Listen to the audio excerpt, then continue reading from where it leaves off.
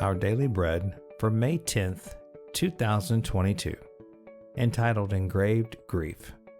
The scripture for today's devotional is found in Job chapter 19, verses 19 through 27. After receiving the devastating diagnosis of a rare and incurable brain cancer, Carolyn found renewed hope and purpose through providing a unique service, volunteering photography services for critically ill children and their families.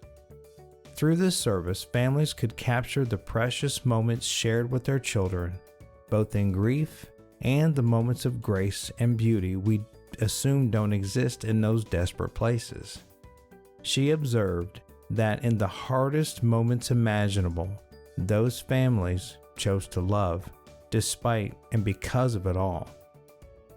There's something unspeakably powerful about capturing the truth of grief, both the devastating reality of it and the ways in which we experience beauty and hope in the midst of it all. Much of the book of Job is like a photograph of grief, capturing honestly Job's journey through the devastating loss.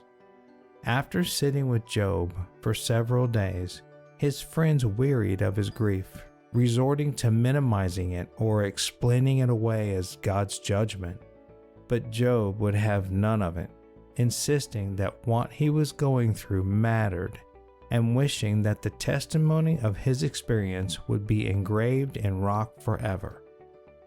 Through the book of Job, it was engraved in a way that points us in our grief to the living God, who meets us in our pain, carrying us through death into resurrection life.